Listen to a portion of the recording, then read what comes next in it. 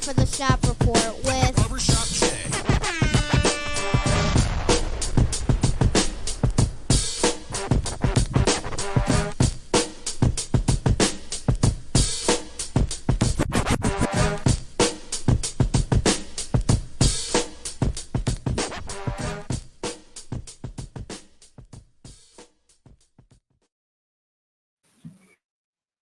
What up, sports fans? Welcome to the Shop Report. I'm Barbershop Jay. I'll be your host for the day. Here's what's happening. Of course, we want to remind you the Shop Report is brought to you by Rocket Digital Media. It's the one-stop shop for all your digital marketing needs.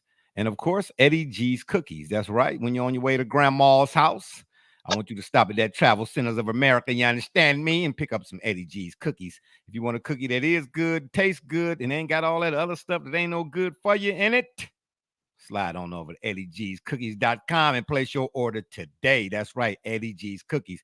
For my folk out there in TV land, if you want to leave your questions or comments during today's program, by all means, please do so, and we will throw it up on the screen. And y'all know what's coming next.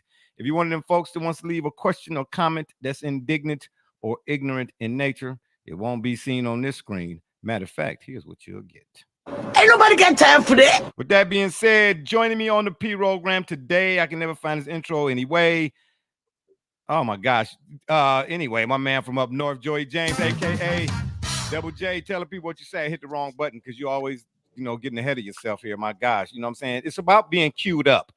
Could you be queued up at least once? You know what I'm saying? To wait your turn. Timing is everything.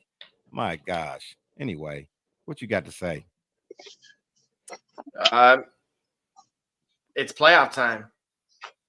Okay. Y'all got to bear with me right quick. I was reading a message, and we got an inbox thing here that you all can't see. A private chat is what they call it. And Gully just sent me a message here too. But anywho, and also we got my man D Gully joining us from the CO Lumbus. Where's his intro? I could never find that either. Oh, here we go. D Gully, the IT guy, joining us from the CO Lumbus. Gully, what it do, baby?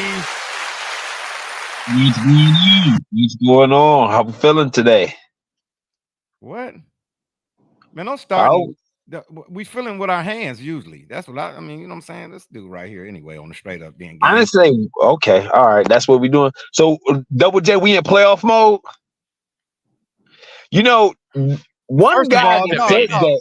First of all, you're not gonna do that because I'm not done with introducing the stuff we need to talk about on the program. What you doing? I'm jumping ahead. That's what I'm doing. Okay, well then settle down there, Simba. My gosh. Anyway, I need to let people know. Man, this. Hey, it's a stampede coming. If I'm Simba and you Mufasa, it's a stampede coming. You better watch out. All righty then. Well. Meanwhile, back at the ranch. Anyway, before we start the show today, actually, let us officially start the show. Okay, let me hit the right button this time. There it is. We got a few things we want to talk about. That's the NBA playoffs and the play-in. I guess you could say, oh, the comments are rolling in already. Give me a second. I'll get to your comments. Let me finish this sort of introductionary situation. Yeah, the NBA playoffs and the play-in. The play-in is going on. We had one set of play-in games the other day, but I want to get a couple quick hits in before we get to this NBA talk. First off, the WNBA draft. Shout out to the WNBA draft. It was off the chain, baby. It was off the chisel. You understand? For Rizzo. Listen, the women's game is here to stay. But I got one question I want you all to answer for me in your words, okay? Should they add more teams? Will they and when? Anybody can go first. Double J, Gully.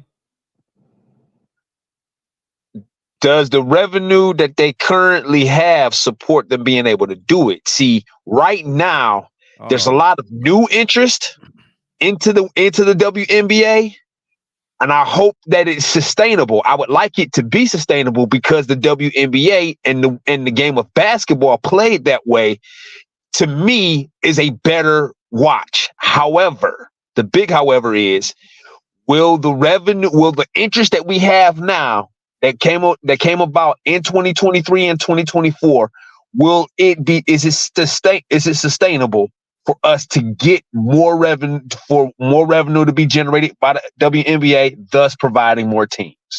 Okay, Double J, before you weigh in, first of all, let me get to this comment. Miss Alba's weighing in. Shout out to Mrs. A. She said, ooh, Gully came to fight. Ain't nobody scared. Ain't nobody come to see Otis. Anywho, this whole idea of money generations and generated and whatever else you want to add to that or whatever, in my opinion, it's all malarkey. And I don't mean Mike. Is the NBA, is the WNBA not a product of the NBA? Okay. So at the end of the day, whatever the NBA is making, and for instance, being able to pay NBA players, there's money for the WNBA. I'm not buying that yarn about the women need to support the women. That's obvious. That goes without saying. And then the monies that go along, they need to generate their own money so that their league can be. No. The thing is, the NBA is the granddaddy. And they are deciding to, and I'm just going off how I'm seeing it here, whether or not if they're going to shell out the dollars to make the product, bring it up speed, if you would. They got money already. So how do we differ? How do we differ? Okay, how do we differ? So I'm going to answer a lot of those questions. They differ because they want to differ. Huh? Right. I'm talking about me and you. How is your answer different from what I said? You know, I gotta stir the pot, man. Look at it. See what I'm saying, Double J? I got him already. You know what I'm trying to say? Hey, and the next time, don't be wearing no wife beaters, forgive me, suspenders or whatever that shirt was you had on doing the wrestling show. I was wearing wrestling attire for the wrestling show. Well, listen, the next time don't go to Walmart and go get no Hanes. If you're gonna get a that wasn't attire, Hanes. That was man, stop it. Man, stop it. That wasn't WWE all right. gear. Yeah, So, go ahead, Double J. I'm going to say this. So right away, Caitlin Clark sold out jerseys in about 4 sizes. So she had outsold pretty much any male counterpart at that point. So if we want to start the bar there, we can. If you want to see the next one, there's a game in June in which the Indiana Fever go to the Washington Mystics. As of 50 minutes ago, the minimum ticket price, $450. The prime seats over $3,000. I'm going to tell you right now, you could have got 2 Pistons floor seats for under $850. So do we really want to go there at this point? Is it going to be sustained the longer that woman stays in that product? And guess who her teammate is? Aaliyah Boston? You're tripping. Oh, no, I'm not tripping. I'm not tripping, bro. This is you're right. You're right. When is the game? When is this game? When is this game? When is this game that you just mentioned? When is the game? In June. So in June. Okay, so we're talking about in June. No, in June, right? I didn't say a home game. I didn't say the first preseason game. I said a random game in June out of state. So the fact is, their arena had more people in it for their women's draft than it did for their male counterparts. Hey, fantastic. Hey, but check this out. The women's Final Four was just played here in Cleveland. Do you know how much nosebleed seats were? Exactly. Man, you're telling me about what's happening now. Okay. And I'm not dismissing now, and I'm not even doubtful. I'm not saying it pessimistically, but I'm being cautious. I'm being cautious. Pessimistic. That's like saying I don't mean no disrespect, but no, this is different because you already know how I feel about the women's game. You can miss me with that. I'm trying. I didn't say it for years.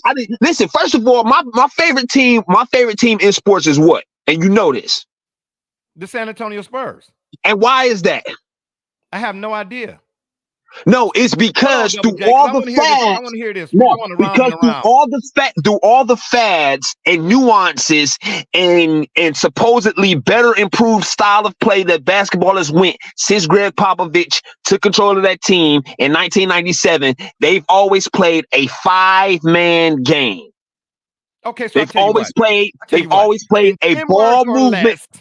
Tell us what you're saying about the women's game.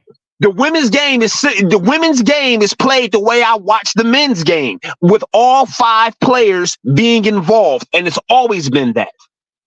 So for that reason, I prefer watching the WNBA versus the NBA. However, I am one fan of of many, but not as many as has the NBA. So my point is, my cautious optimism is authentic because I prefer watching the women's game than the men's. So when I tell you, is it sustainable? I'm saying it because I don't want what appears to be now. I don't want this to be a flash in the pan. I do not want this to be a fad. It's all I'm saying. I don't have a indicate to you, since you're such a fan, what would indicate to you that it's going to be a fad? When the new TV deal up. Listen, that's what I'm trying to tell you from the get-go, Joe. The NBA when did the NBA? I'm not concerned about the NBA. No. You cannot speak about the. You can't. No, wait, no. Are you gonna let me finish? No, because you interrupt me all the time. No. We cannot reference how the women. We cannot reference how the WNBA should do based on how the men do. We already know it's an unfair. We already know it's an unfair imbalance. That's not what I was getting ready to do. So why are we even comparing the NBA? Because that's why I asked you. Was you gonna let me finish? Okay. Go ahead. What I'm saying to you is the WNBA part of the NBA? They've been a part of it. Okay. The NBA got money. Did the NBA just sign a TV deal 10 minutes ago? How many TV deals did they sign when the Houston Comets won the first 4 WNBA titles? We're talking about now. Why we got now? We're talking about the same now. And I'm telling you, they've signed how many deals since 1995 or 1996 or 1997? When the Houston Comets won the first 4 WNBA championships, when Michelle Edwards was the captain of the Cleveland Rockers, the NBA got brand new TV deals after brand new TV deals when they had already helped to pilot the WNBA as the women's league. We've seen this before. No, what I'm trying to tell you is, yeah, exactly. Like Kanye. Yeah, with them ugly shoes. Well, like what I'm trying to tell you is the NBA is the Rockefellers and the Rothschilds or whatever the case may be. Okay. Yeah. Gatekeepers. Thank you. They've always had these little children, so to speak. But they're not going to invest no money in the little kid till the little kid get to a certain age where he can play high school. You get what I'm trying to say? So they say, oh, it's our product, but the NBA itself has always poo-pooed on the women's game. They're not going to invest in it because they ain't nobody got no interest in it. You know why? Because the interest in it back then would have, as they do like with Ice Cube, would have taken some shine away from them, so to speak. But now that they see that there's an interest, all they got to do is go take the money that they already got and been had in the coffers and start shoveling it over there. I hope that they do so, because here's the problem, man. Well, what you're saying is, okay, so you mean to tell me it took this is Caitlin Clark is the first we've seen of her kind to be such a okay, then. So I'm saying we've seen this before. When Brittany Griner was the when Brittany Griner Brittany Griner was hailed as the GOAT in college basketball, and the NBA she came about in the social media era, we had the same fire. No, did we not? Why didn't we? How come we didn't? How did we not? We didn't have it with Skylar Diggins. We didn't have it. I'm gonna tell you why. With Diana Taurasi. We didn't have it with Paige. Listen, because when the NBA executives sat in that boardroom, they said, how's our WNBA doing? 10 people are watching it. They was like, okay, let's move on. Okay. Now, the viewership right now is where it is in large part because of social media and the internet. Okay. All right, cool. That's fine. And again, it's bigger than Caitlin Clark. Yes, you always need that. You need a catalyst. You need a catalyst. Of the league, somebody that's sitting at the head of the table. But look at the teams like the Chicago Sky within getting both Angel Reese and Camila Cardoso. Yeah. Exactly. Absolutely. Exactly. So now that you just spent the last at least 2 years, right? At the very least, we're going to now already date it at least 24 months and say we've watched these two battle against each other. And now they're joining forces. Again, that's why it comes at almost a disdain of the old regime, because these kids they have the following that only a handful of players had, like you pointed out, Gully, that a Brittany Griner had, or Skylar Diggins or Maya Moore. And unfortunately, now there is a broader ripple effect. I'm looking right now, the tickets for 3 Dallas Wings games versus the Indiana Fever sold out within 10 minutes. And the minimum purchase price was $500. Because the NBA knows they can no longer ignore or slough off to the side, like, get on out of here. He just so all I'm saying is I hope that they don't. I don't remember Brittany Griner on the Pat McAfee show. Listen, the women have kicked in the door and they're here to stay. Every number you look at today will show that. Listen, when the viewership numbers, there were more people who watched. We just talked about this. The people are going to tell you whether or not if it's a fad or not is what my point is from the get-go. The viewership numbers for the women were far greater than that of the men. So that's all you need to know. Is this the first year of that when it comes to the women's tournament? In terms of that number, listen, just look at the number for the NBA for the WNBA draft. I know. Last year they had over 12 million people in just the Final Four game. Right. So the women's game did the women's game come close to Absolutely. Yes. Okay, great. All right, cool. So the sign's coming up for me. I'm not disagreeing. I just hope it's sustainable. That's what I'm saying. And I'm telling you it is. Yeah, and the reason why I'm convinced of it is because of what all the points that you guys have both made are absolutely valid. It took, Gully, your points in order for us to get here. It's no different than when Barbershop Jay brings up the over exhaustion and oversaturated usage of the word GOAT or being best currently, like time stops. This is where it is at the moment, but it can only reach that point if there, again, the way you brought up Brittany Griner, the way that Barbershop Jay has brought up Lucia Harris at one point in time. You don't get there without a Cheryl Miller. And that's the thing. Those are the Bob Cousy's. Those are the Dr. J's. Those are the same people that we're talking about in the men's game. And that's why it's unfair at any point to poo-poo on any of the such, because you don't reach this stage, and it's worth celebrating to the point where, unfortunately, somebody asked a very ignorant question, and it looks like he's going to get fired. So new job opening on the Pat McAfee show. Yeah, and here, let me say this. What was that question? Hold on. No, I don't even want to know the question. Let me say this for real. Let's be all the way 100. Men in this country, and yes, I am a man, in those arenas, in those aspects of life, have been dismissive towards women for years. Do you understand? Well, you can't dismiss it no more. And the dismissiveness was it was based on was I'm a man and she a woman. So she should be subservient to me. Why? Who says why and what? Why? That's all it is. The men got the money and the women are emotional and blah, blah, blah, blah, blah. They here, period. And you can't deny me no more based on what you was denying me on, which was some bull crap in the first place.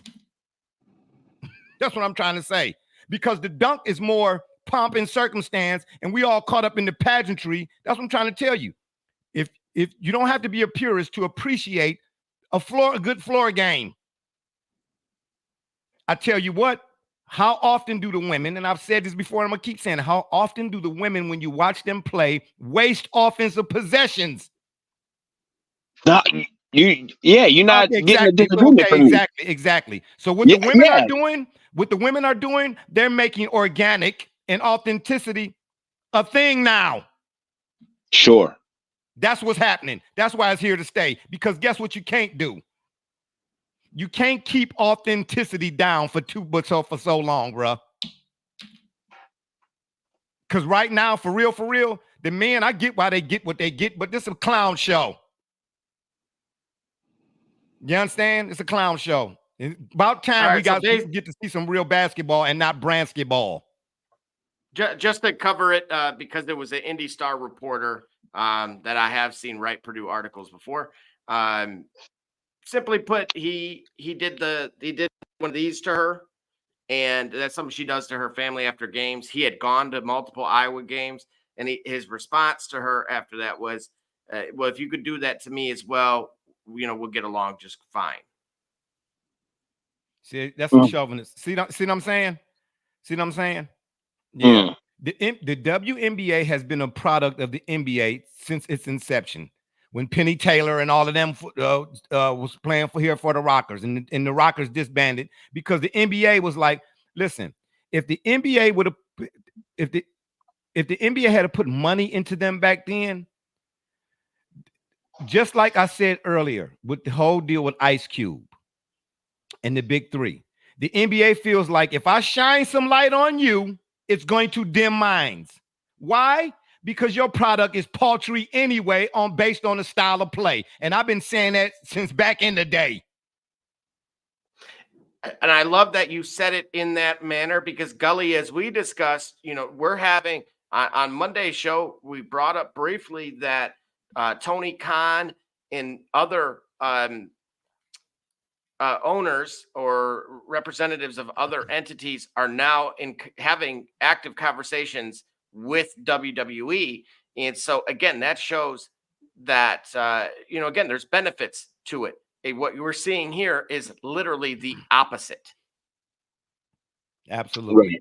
Yeah. We're going to take a 29 break. 29 break. A 29 break. A 29 break. That's what it is. That's what, in this case, that's what it is, y'all. Go to the store. Buy some stuff. What it do, sports fans? It's your man BSJ from the Shop Report. And guess what? The shop is now open for business, baby. If you're on Facebook, go to our fan page, The Shop Report. Click on more and then shop to view all products. Or if you're on Instagram, click on the shop tab to see all our products. I mean, what you want me to do? I'm selling merch here. All right, y'all. That's right. Go to the store and buy something, please. Okay. And thank you. We'd be much obliged. And then secondly, for the quick hits, I forget his first name, but Porter. I believe he's related to the Porter that plays for the Nuggets, brother or something or another. The Raptors Porter. Yeah. Was just announced he was banned from the NBA for betting on gambling or whatever it is, betting on himself or shortchanging folks or whatever. I don't listen. All I know is this. And because I've been going back and forth in a sports Facebook sports group about the thread or whatever. Like, what do we now? He got banned. Like, what are you supposed to do? Stop promoting it. What I don't like is, and I'm getting ready to go. I'm getting ready to get the theological right quick. Okay, let's take it all the way back to the beginning. This country and the foundation and the basis of it has said to be or centered around God, right? In God we trust is on the money. The churches everywhere on every corner, and I'm not saying this to be callous or malicious or anything of that nature. I'm just here to make a point. If you all say if you believe in what you say you believe in, then there has to be a book. So go to your book. What does your book say about gambling? Right? Hey, this ain't me. I say go to your book. It's not my word. It's what the book say. So if we're really if you're Christian, gambling is a sin. So why are you punishing that man? Because it should be illegal from the get-go. But you've made it legal. See what I'm saying? So man then took what the word said and then came up with his own. He didn't innovate. He came up with his own doctrine, and that's what they've been rolling with. You know what I'm saying? Like, who make the laws? You know what I'm saying? The folks that make the laws then made something that the book said is illegal, legal, but they punished the man for doing something illegal. Did that make sense? Absolutely not, because this don't make sense either. It's the hypocrisy. Period. Yeah, it really is. It's the hypocrisy. But I would ask you though, if he's betting on specific points of his game, that if he was to reach that milestone, then in order to preserve the bet, he's got to artificially do other things. Let's say he bet on himself to get 7 boards and 7 assists. Right. Now his team, he open in the lane.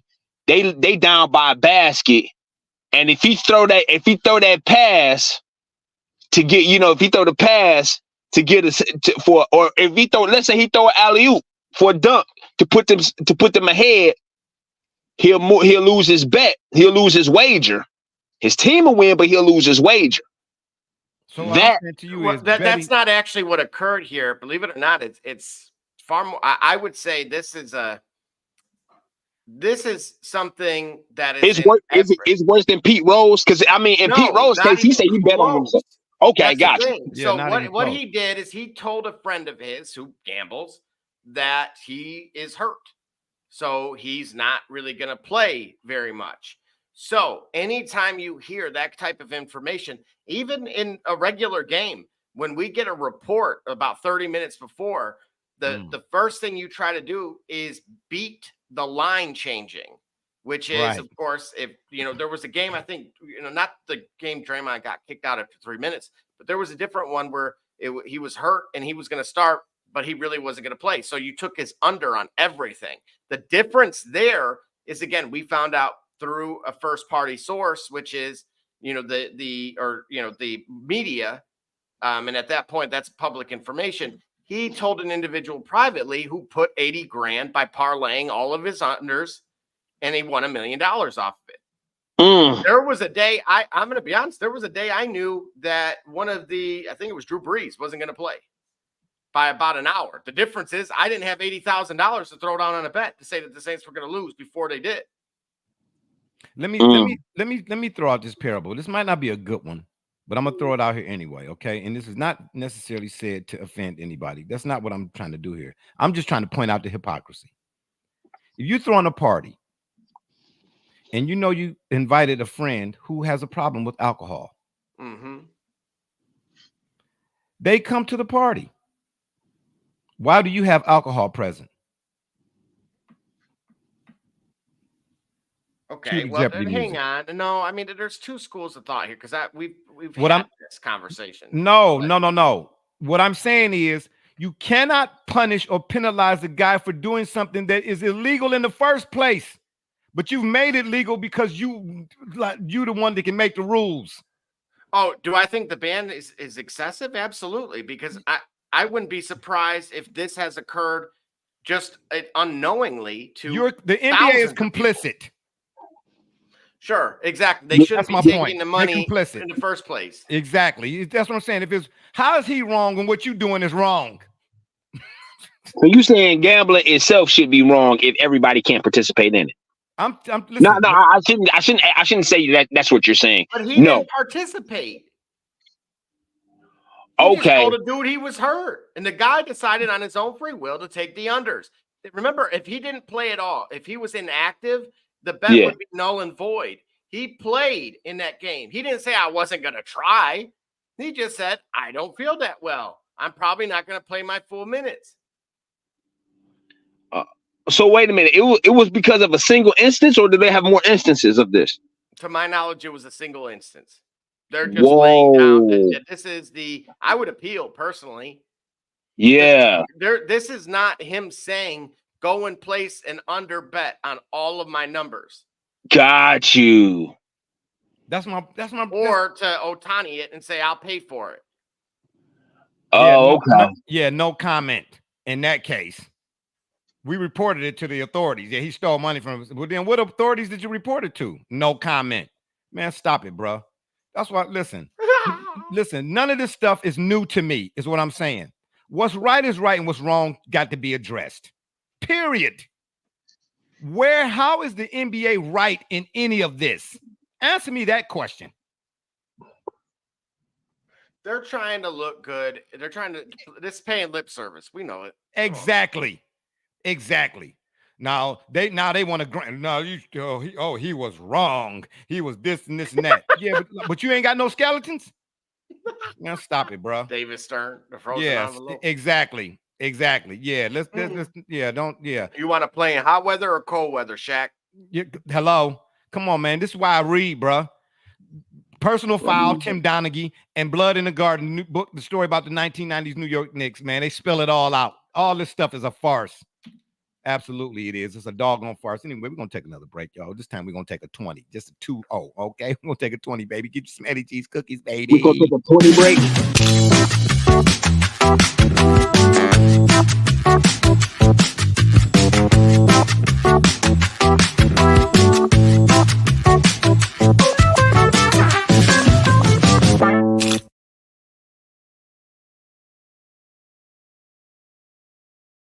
That's right. When you're on your way to grandma's house on that road trip and you see that Travel Centers of America sign, the TA, baby, stop in and get some of them Eddie G's cookies, baby, and throw them in the wave. Throw some waves on them right quick. Not too much, maybe about a little 11 seconds or something like that. Heat him on up and get your favorite beverage to go along with it. Me personally, I like to drink mine with motor oil. You understand what I'm saying? Eat mine with a drink of motor oil. That's what I do, baby. Got a cast iron stomach. You understand what I'm trying to say? That's right. You know what I'm saying? It go down real easy. It's all I'm trying to say. All right, let's talk about this NBA playoffs and play-in and whatnot. Double J, would you please give us an update on the play-in, the Bulls, the Hawks, the Globetrotters, and whoever else is playing? So currently the Bulls have not tipped off yet. They are a little bit later, but Miami has came back storming in the second quarter, holding the 76ers to 17 points, going into the halftime break up 51-39. Oh, dang nabbit. Mm. Okay. Okay. Now, if you listen to Double J, the only green number that would have been was that total of 208 on the over. So we're pacing a little slow. We need this thing to pick up. Okay, well, I'm gonna tell you right now, whoever survives that game, that Philly Heat game, whoever they go see, listen, they're gonna be beat up. They're going to be beat up. Thank goodness that's not a series because, my gosh, they both get after you. But whoever come up out of that, I think the Celtics in trouble. That don't mean the Celtics. What you mean it don't mean the Celtics? The Sixers, the Sixers Heat winner is the 7th seed. So they'll be meeting the Knicks. Oh, okay, my bad. Okay, yeah, I need my let me get these Coke bottle bottoms on here, right? Well, I'm gonna say this. The team that everybody needs, speaking of, I know Indiana's been a hot topic, obviously, on this show with meaning the Fever. Mm-hmm. Pun intended there. Yeah, I got it. yeah. I thought you just had a fever.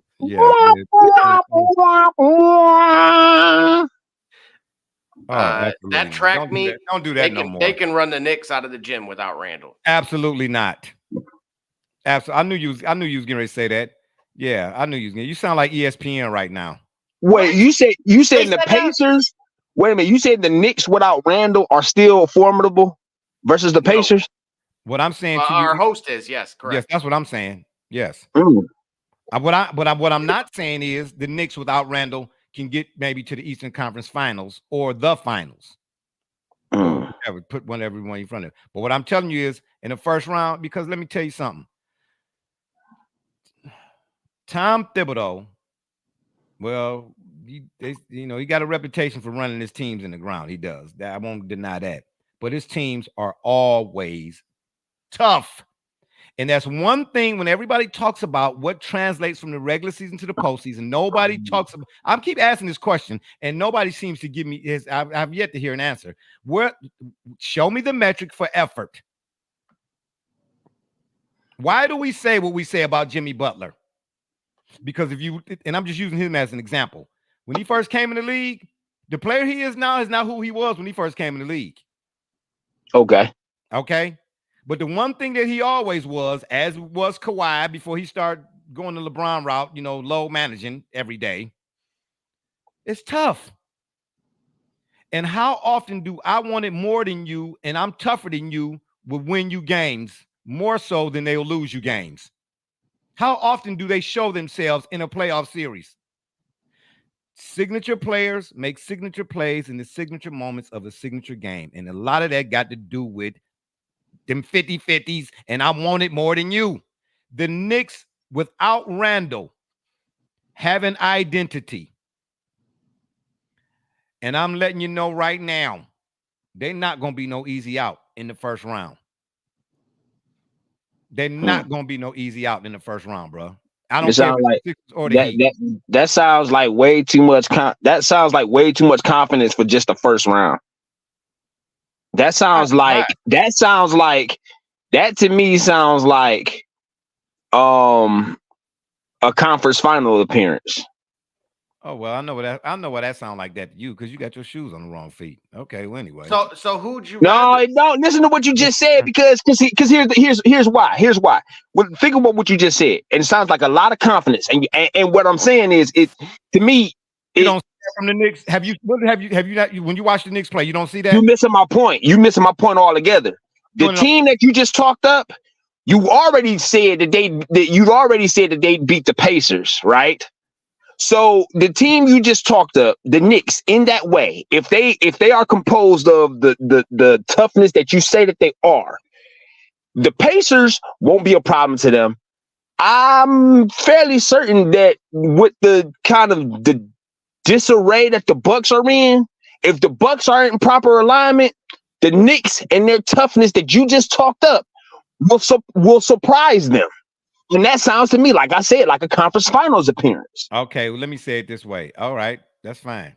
But you didn't hear what I did and why I did what I did? Okay, apparently not. What channel are you on?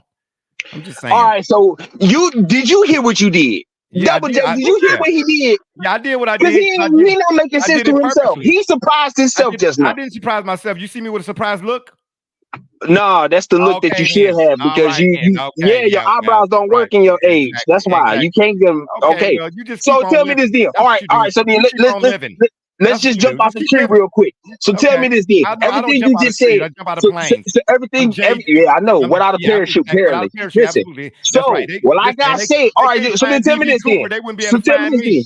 When you done trying to double back and kind of I don't need to double back. Turn down the dial on what you just said. I'm asking you this then. So tell me this: if in a possible semifinal matchup, tell me why right now the Bucks would just offhand just beat the Knicks. The Bucks. Yes, because they're the 3 seed.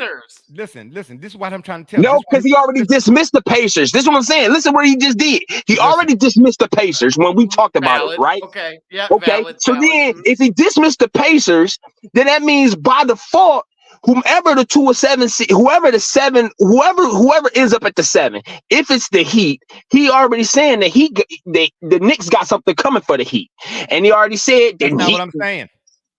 Bro, how? Listen. Don't tell me what you think I'm saying, and I ain't said it. You did say that. I didn't say that. I'm talking about the Pacers and Bucks in terms of the Knicks. I ain't even said nothing. I said the Heat and the 76ers, whoever wins that game, they're going to be beat up. That's what I'm telling you. And a tough team like the Knicks could be a tough team like the Knicks will probably be able to seize the opportunity of a beat up Heat or Sixers. Okay, well, you messed up when you said if at the beginning of all of that. Because if the lady across the street had a mustache, she'd be somebody's uncle. And if ifs was fifths, we'd all be drinking Lucia. Okay, anyway, all right. I'll toast to that. Okay, well, yeah, I bet you will. Anyway. Oh, hell no. Anyway, ain't nobody got time for that. So if you're gonna let me, since you know what I'm thinking, okay, because that's the problem right here, right now. No, I don't know. Because the words coming out of my mouth ain't what's in your brain right now. All of a sudden, I know that's not what I know what you're thinking. I'm asking, I'm challenging what you're thinking. I'm challenging what you think. I don't know what you're thinking. Clearly, I don't know what you're thinking. Because if I knew what you're thinking, you wouldn't have said that. Okay, exactly. So you should stop talking. So no, I'm trying to make sense of what I heard. I just said, guess what? We'll make 30 out of it. Matter of fact, make $1 out of 15 cents. You listen, a dime and a nickel. Just because I'm a freak don't mean that we listen. I'm shocked, G. Okay. Really? Anyway, yeah, stop wearing. See, this is what happened. He done on the wrestling show. He wore that tat like TJ, his t-shirt like TJ be wearing, and all of a sudden it done constricted the blood vessels to his brain. Anyway. You the one said it. You said it is about toughness, and then when I say, "What about the Bucks?" Now all of a sudden he ain't say it no more. Now he got a DeLorean with a flux capacitor, and he ain't say what he thought. He ain't say what we heard him say. Okay, now we're on a spaceship. 88 miles an hour. Now we're on a spaceship. You talking about flux capacitors? Okay. Anyway, Michael J, not Fox. Anywho, since I can finish now, you think? What I'm saying is the Knicks are a tough out for Intibati. However, whichever one of them teams come out of that 76ers Heat is in my opinion, believe will be the Knicks' toughest test because I need some popcorn for the show this evening. Ha ha ha. Yeah, that's Miss Alway in there. No, what you need to go do is get a defibrillator because somebody over here gonna need it because it's about to be a lot of slow singing and flower bringing. That's what it's finna be. The Knicks' toughest test will be either the Heat or the Sixers because those two teams, based on their style of play, mirror the Knicks. Sure. That's going to be where the Knicks. That's where if the Knicks fall, it will be to one of those two coming out of that game. Thank you very much. All right. Okay, let me give myself an applause because I was able to finish. But see, Should the Knicks play the Sixers or the Heat and survive that series? Yes. Yeah. Then I think they'll be in the Eastern Conference Finals. My God, bro, how long did it take for you just gotta say it. I see what it is. You just gotta say it. Hey, A is the Double first J, letter in the do you alphabet. remember? Whoopie-doo. A Do is the you first letter in remember? the alphabet. I'm happy for you. Do you remember? A is also at the beginning of another word. Yeah, I know. Yeah, it's the donkey. Mm-hmm. All right. Helen. I assume you understand the assertions that I don't assume. Ascertaining. I don't ascertain or assume. Okay. Yeah, I just don't. I just don't. It's just don't. But anyway, can we talk about the Bucks and the Pacers? Okay, or what we going to do here? I mean, you know what I'm saying? Is that okay? Do I have your permission on? All right. Thank you very much. In that Bucks Pacers, I see the Pacers actually beating the Bucks. With no Giannis, no chance. And that's a question. No Giannis, no chance? Now, Double J, you guys, what you getting ready to make a bobblehead? Or you over there? What's going on? No, I agree. Even with him coming back, I give the Pacers game one. I could see potentially the Bucks even, with him winning the next three, but as many as the next three. But right away, if I'm going to go with that narrative that he's not 100%, obviously Dame's not happy there, and Doc Rivers has a history. So you can, you choose. All three spell disaster. What do you think is the reason? What's Dame's unhappiness? What is that the result of? How did that come to be? Rich been saying for the longest. Ain't nothing to do in Milwaukee, man. You think it's the culture over there? Again, I showed you guys that video, right? Of the day after. Listen, it's what Brother Rich said it was. This what it is. So what makes it different for Giannis then? Giannis was drafted by them, right? Yeah. Okay. Being drafted as opposed to being traded for or to is a little bit different in this sense. The guy who's drafted feels like he's torn. He feels like he still owes that, you know what I mean? I'm in their debt, so to speak. Well, Kareem certainly didn't feel that way. Who drafted Kareem? The Milwaukee Bucks. Yeah, the Bucks did. Okay, and this is Kareem, and this is the same guy who punched Kelly Tripucka in the stomach and in the eye. No. I was just saying to your point. It's kind of counter to your point, but that's what I'm saying. I'm surprising that Giannis feels that way because even Kareem did. Even Kareem feels the way that you think that Dame Lillard and that brother Rich is assertive. Yeah, well, Kareem was back then in the 70s, man. Everybody was kung fu fighting. I'm just saying, man, but here's the thing. Then why did Dame agree to go there? Remember, he had the power because of Giannis. Okay, who else did he ever play with at that caliber in Portland? Here's what, because what are they, the three? They finished third in the East, so I'm unhappy. I don't think that's it. I think it's the sideshow of Thanasis and the other one. That's possible. With looking like the kid in Play when they backed up Salt and Pepper. First of all, Double J, if you're gonna pronounce it, ain't no misappropriation pronunciations of Salt and Pepper. You don't say pepper. Okay, it's pepper. Okay, I'm just letting you know. Anyway, What a dramatic effect. Yeah, absolutely. Don't let me get to going down that road. It's salt and pepper. Okay. All right. We are not phonetically and grammatically correct on this show, even though Mr. Grammarly over here, dotting all his I's, Q's, and T's. You know what I'm saying? Yeah, like everything he ever say ain't ebonics, or like he ain't never used ebonics. Let me say it that way. I'm just, that's you know what I'm saying? This will kill me. You know what I mean? Hey. Well, anyway, no, I'm gonna say it. Go ahead. I'm gonna say it. You darn, you darn tooting. It's like a guy wearing a diaper. You know what I'm saying?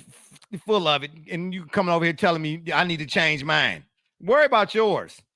Over here with if yours is full of it, then hey, game recognized game. And by the way, the pins got them on sale at Giant Eagle. Well, how would you know that?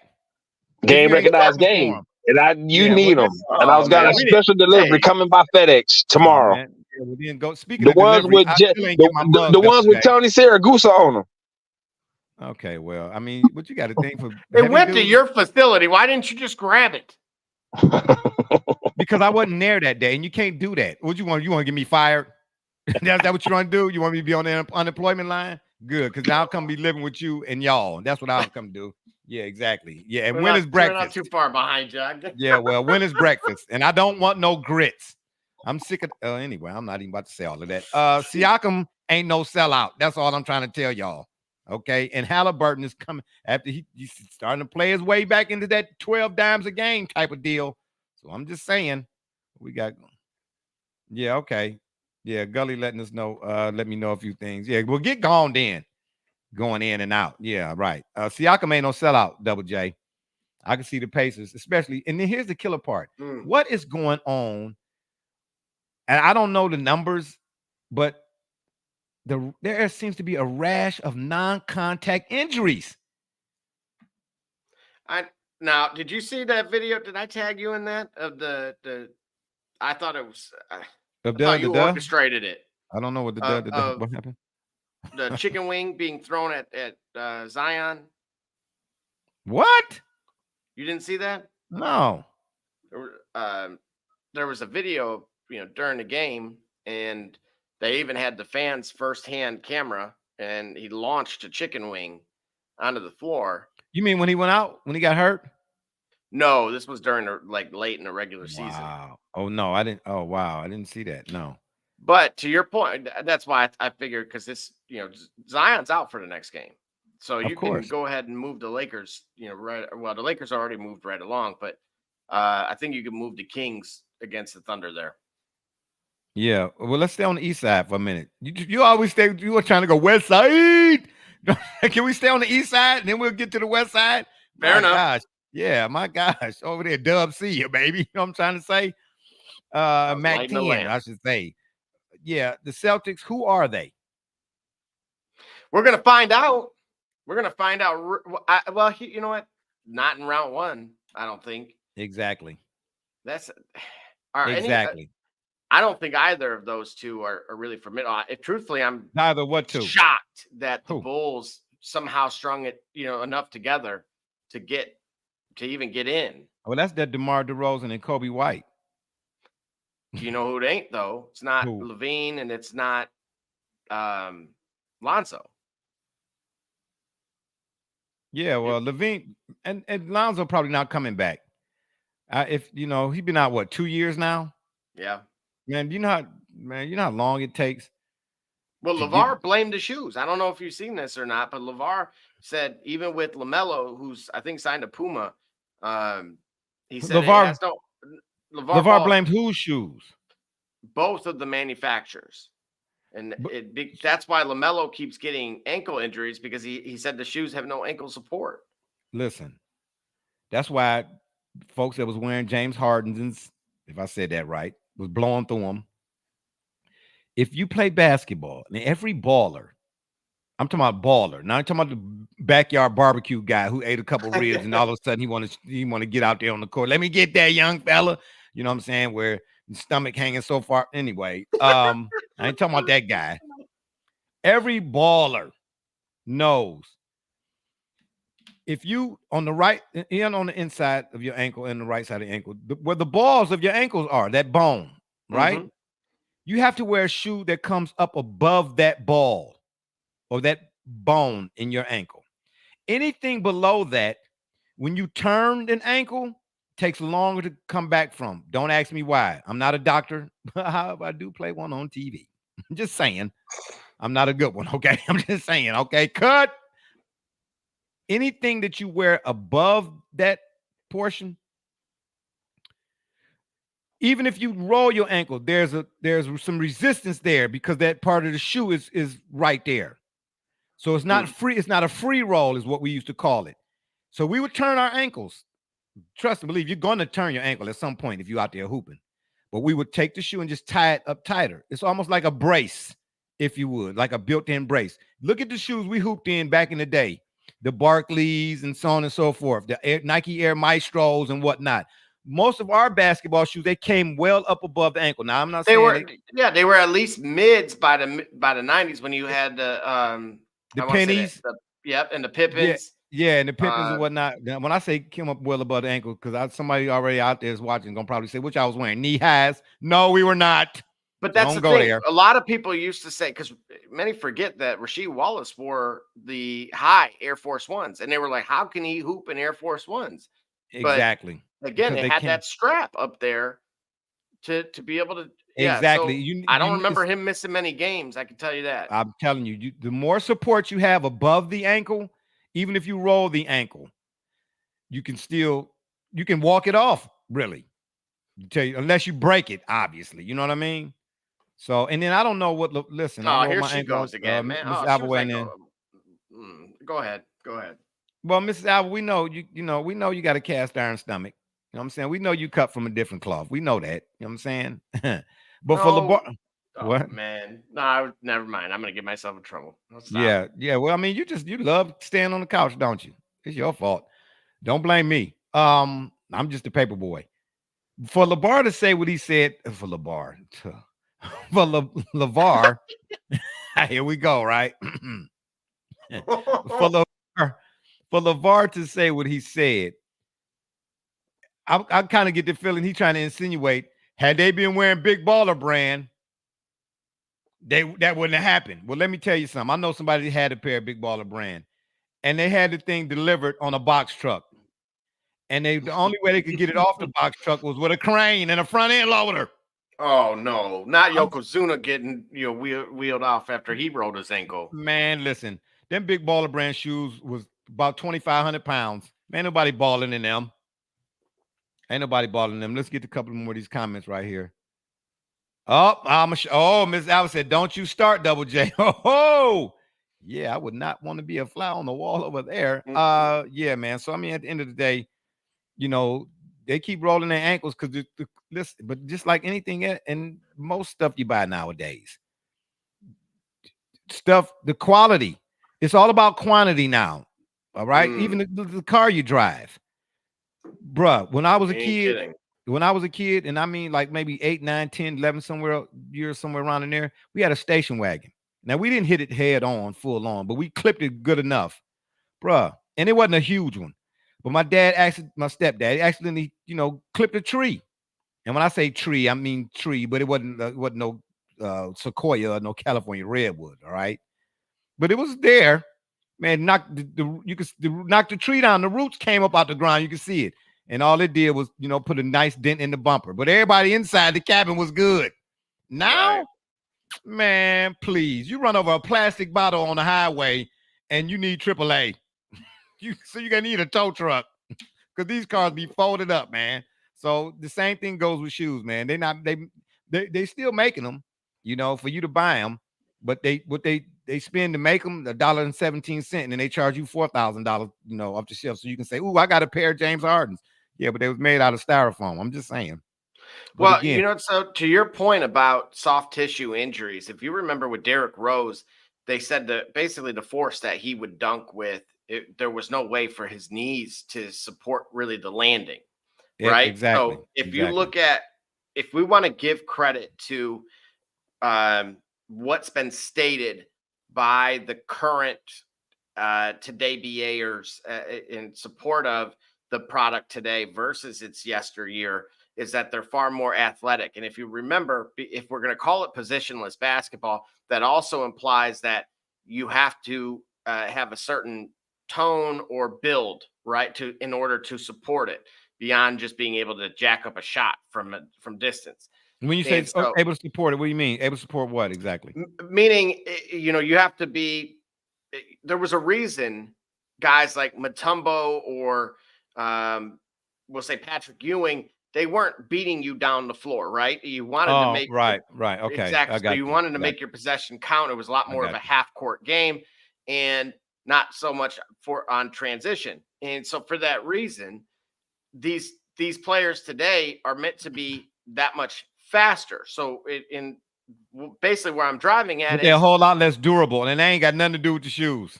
And that's what I mean. If they are truly better in terms of being more athletic, they should be a lot more durable. And unfortunately, that's the part that's missing. Bruh, again, there are more let me say John Concact. There are far more please don't put that in the blooper reel. There are oh boy, I'm done. There are far more non-contact injuries. My gosh, it took an hour to get that out. In the today BA than there was back in the day. So explain that. Or is there an explanation for it? That to me is the closest we can get. But someone like Zion is built. He's pretty built, right? Yeah. So again, they sat Brandon Ingram yesterday, and they left Zion in. And as soon as he hit that 40, that was it. He was done. I don't understand that, man. I thought that cost him the game, to be honest. Yeah, sitting Ingram. That when I saw that reminded me of when Greg Popovich, okay, Father Time himself, Mr. NBA himself, took Tim Duncan out the game against the Heat. And then anyway, I just, some stuff you got to see it for what it is and not for what you want it to be. And that, I don't care who was looking at that game. There's no way in the world you saw that sequence and scenario and didn't question why wasn't Tim Duncan in the game. Okay, why are you taking? All right, Brandon Ingram in the game. Anyway, let's keep going. Yeah, the Celtics. Who are they? The Cavs, Magic. Listen, Cleveland fans do not like me right now because I've been at the job. Oh, go ahead. I'm sure you haven't made many friends, but Yeah. Well, I'm not there to make friends, no way. So it don't make me no never mind. Okay. If anybody tell me I don't like you, good. I'm glad. Thank you very much. Okay. JB by default, and in this case, the default is the injury earlier in the season, found his lineup, or his lineup found him. And he went completely away from it once folks start coming back. I said it before, and I'll say it again. And I'm going to keep saying. Garland, Mitchell, Mobley, Allen cannot be on the floor all at the same time. Can I ask you, because again, like you said, they figured it out. It was albeit by accident. By accident, yes. Go ahead. But why? Especially because, so contractually, this is what, there's some takeaways. You have to hit a certain number of minute thresholds. There's parts of this that are and games played and things exactly in order to be eligible for the max deals and that type of thing. Yeah, exactly. Okay. So part of me is torn between, you could in theory start someone and then bench them, and that even sounds derogatory, but at least sub them out and then play them with the second unit if it really came down to that. I think who you're talking about specifically. Well, in this case, as it pertains to that lineup, like there's been times that I'm going to just use the Pistons as an example because they were terrible, right? But what was being found is that their second unit was the problem. So if people are looking at, including these players, that being a sixth man or leading the second unit is detrimental or derogatory in nature, and Yeah, I know That's that whole part if of the I'm not problem. starting or whatever, the mindset, then you pouting. Bro, I When just in want to reality, I just want to it's play. about right. It should be about winning, and it should be about the team. It should And be. to me, this is really why the scary part about this series is, as you've even stated on a previous show, that you watched Paulo a handful of times. Hold that thought. We're He gonna go to another break, y'all. Hold that thought. When we come back, Double J gonna finish it. We gonna I said, put the remote down. Put it down. It's Kate Cunningham, and you watching the Shop Report. I'm Harvey Diallo, and you watching the Shop Report. It's Chris Murray, and you're watching the Shop Report. You're Jay Knight, you're watching the Shop Report. Max McKee, you're dropping in on the Shop Report. Barbershop Jay, Quentin Hines, Super Bowl champion. I'm ready. Let's do it. I'm on. Hi, I'm Mars Edwards from Mercury Stadium, and you're watching the Shock Report. Hey, I'm Billy Butler, and thank you for watching the Shop Report. Hey guys, I'm Les Norman, former Kansas City Royal, and you're watching the Shop Report. Commander Brown, Detroit Rivers Mountain Training, and I'm watching the Shop Report. Hey, this is Doug Flynn of the New York Mets. Well, a few other teams, of course, too. And you're watching the Shop Report. I'm Matt Ramos, and you're watching the Shop Report. How you doing? I'm Rajay Davis, and you're watching the Shop Report. How you doing? This is Nelson Figueroa, former Major League pitcher with a lot of teams. You're about to listen to the Shop Report.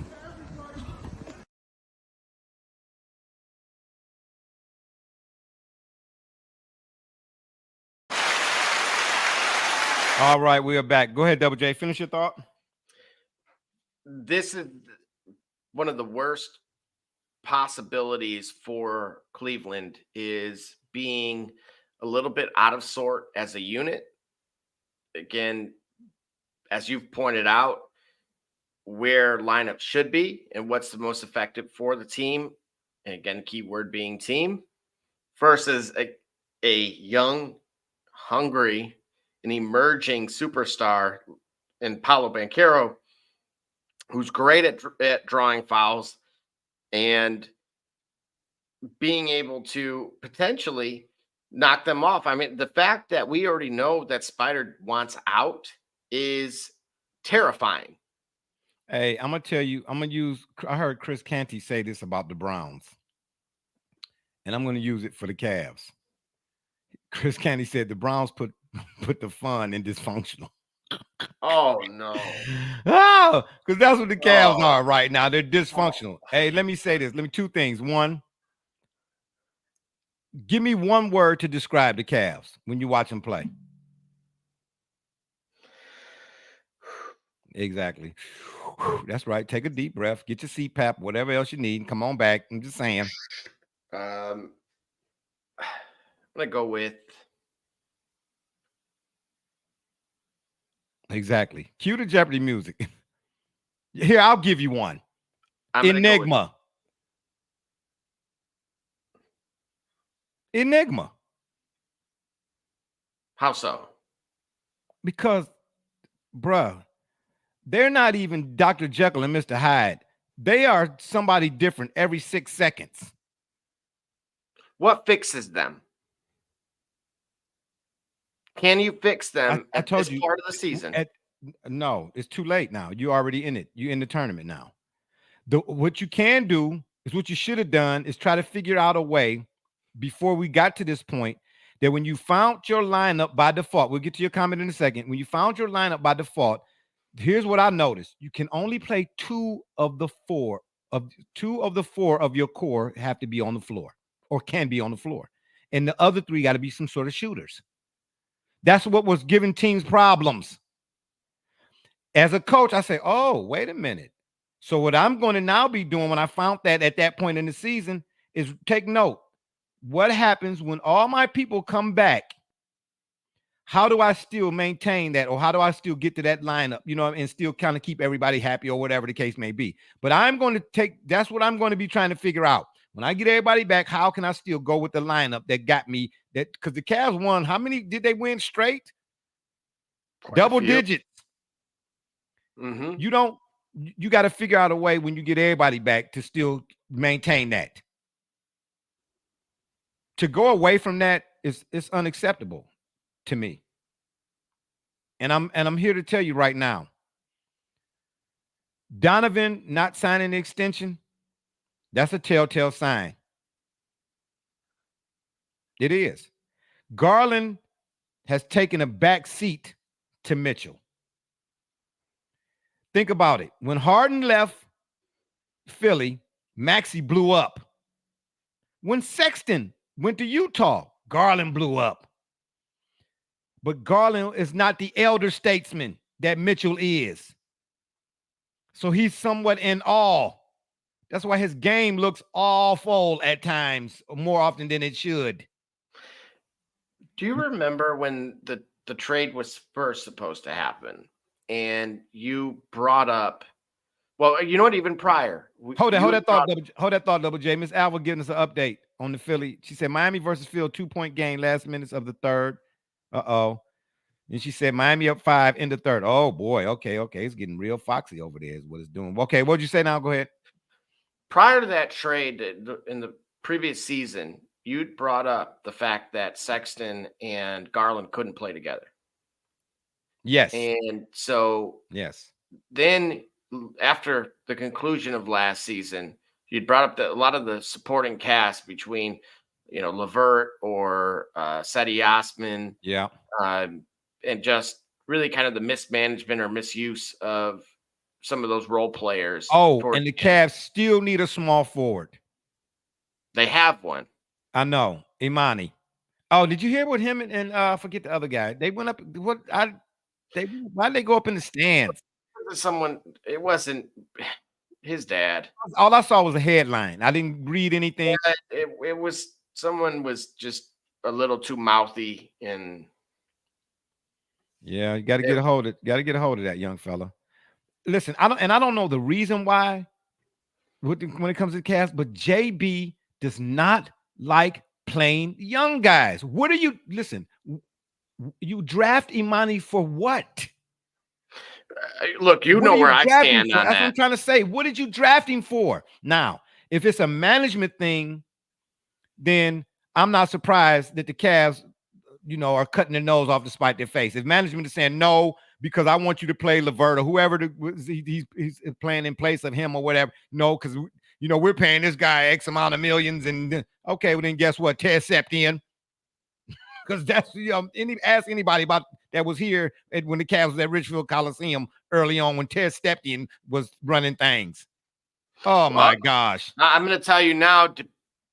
I would, if I could pick between the Pistons or the Cavs, I would still lean towards Cleveland because of the fact that they have an emerging superstar like Imani. A lot of these teams don't. Yeah. Now, you may, like you mentioned, you're going to have to figure out, as we've considered doing in the past, of playing, be the GM or running the state of a franchise, because whether it's a system like almost Moneyball was, or at least how it was portrayed, where the manager did not want to, kind of buy in. And so it gave essentially Brad Pitt's character no choice but to move certain people. The Oakland A's had to use analytics because they really didn't have the personnel. Right. You know what I mean? They had no choice. And in that case, I mean, kudos to them. I know we're not talking baseball, but I'm glad you brought that up, though. That's a great movie, by the way. You know what I mean? Oh, great movie. Great movie. Great. Very underrated. As a sports movie, as a movie in general, very, very great. It's a very, very good movie. But go ahead. What are you saying? Go ahead. Yeah, so just they're going to have to move on from Mitchell and potentially someone else. And what do you potentially get in return? Because remember, cap-wise, he's up there. So well, anytime you're going to make a move, you got to, I think when you're in that arena, you got to make a move that makes sense based, not solely, but make the money got to be a factor. You know what I mean? You make move based on the money. All right. But who would you want? Again, because you're talking about the two guards. So in theory, you could look at a team like Chicago and say, all right, we'll take DeRozan or Levine, who struggled to play with, but again, it worked. I wouldn't want Levine here. No.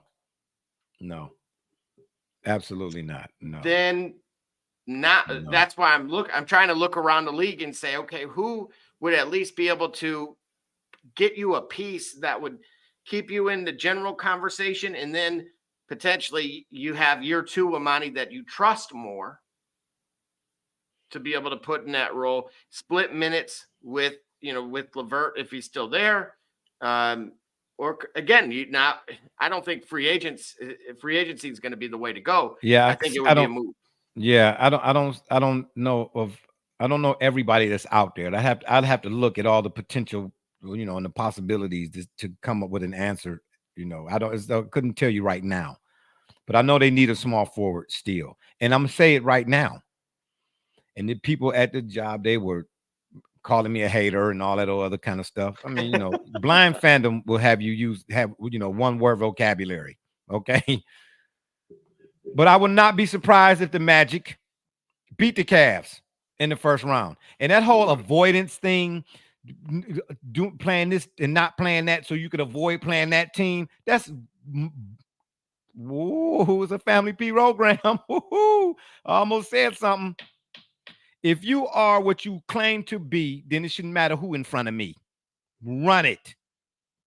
Why are you trying to avoid this team so you can play that team? Doing that gonna get you sent to the house. You see what I'm saying? Be careful what you ask for or what you play for in this case. You understand? Because Paolo ain't playing.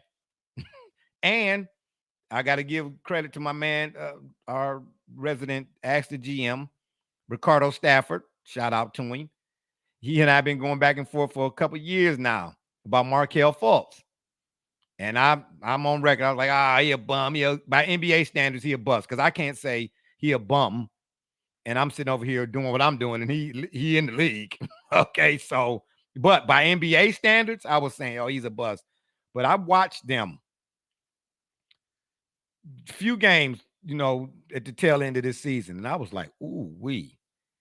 And when I saw that the Cavs drew them, or they drew the Cavs, or the Cavs played the way they played so that they could play them, keep playing, player. And you played yourself. It's a possibility. Now, should the Cavs win? I think they should. But I'm to cover myself. If the Magic win, I will not be surprised. I will not. Because the Cavs, they wanted to get away from, they wanted that easy draw so they could get out from up under the stigma of losing in the first round. You see what I'm saying? But you end up doing what you're doing, and let's say you end up losing in the first round anyway. So you went through all of that for what? You see? Man, just play it out, man. Ain't nobody going to be mad at you for I'll have more respect for you if you're lost in the first round, if you're playing somebody real tough or however you tried to set it up.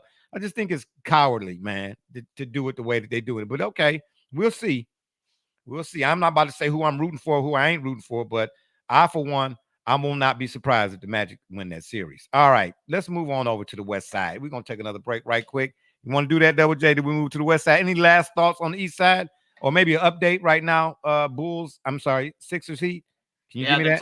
Tied at 76 with 9 minutes to go. Listen, I told you from the beginning, my dream matchup is is the Sixers and the Nuggets in the finals. I want to see somebody who has the same girth, worth, and all that other stuff to go with it as does Joker. Make him work on the other end. It's not a discredit to him and who he is and what he does and what he has done. That's not what that is. I'm just saying Bam wasn't big enough. Okay? Mm-hmm. Bam wasn't big enough. And what can Joker do that Embiid can't? When I said that to one guy, he said, "Oh man, he passed way." No, I'm not. Listen, I'm not talking about the amount and the volume. Yes, Joker got more dimes, but can Embiid pass? Okay, can he do it? Can he take you down low? Can he bring you out up top? Can he hit you at the free throw line? Can he hit you at that free throw line with the mid range? I'm just saying, as far just in terms of a skill, not who does more of one particular skill, just as a skill by itself. What can Joker do that Embiid can't? Joker has been dealing with undersized dudes because we saw in that last game, before we go to break right quick, against Minnesota. right at the end of the season. Gobert of all people. Gobert just decided, I'm just gonna get up in your chest cavity. And Joker didn't have one of his best games. I'm just saying. I just want to see somebody with the same girth and worth. That's all I'm trying to tell you. We're gonna take a 1-2-6 side. That's what we finna do right here. Y'all want some more Eddie G's cookies, baby? Yeah, well, whether you do or don't, that's what we finna do. Finna hit you with some of these cookies, baby. Get you some snickerdoodle, son. Put it down. We get to your comments as soon as we get right back, baby. I'm Jordan Gudeman, and I'm the founder and CEO of Eddie G's Cookies. I was first diagnosed with a nut allergy when I was young. At the time, there weren't a lot of labeled items that said if there may contain nuts or there are nuts in the food, so my brother and sister and I baked a lot at home, and we enjoyed treats from mixes and things like that, but I noticed that it was not the same as what my friends were enjoying, and I started making up my own recipes. When it was time to pick a career, I decided to start a bakery so I could share my treats with everybody else. When I started creating my recipe, I was taking in all the things that I thought I was missing out on. A soft, chewy center, a crisp outside crust, and a taste that is just like it came out of the oven at a bakery. When I put all those things together, I'd come up with a recipe for a dream cookie. Eddie G's Cookies only uses the finest ingredients. We have all natural flavorings, no preservatives, and every cookie is made in a nut-free environment. The best part about Eddie G's Cookies is that they can be delivered right to your door. You can share them or not. We won't tell.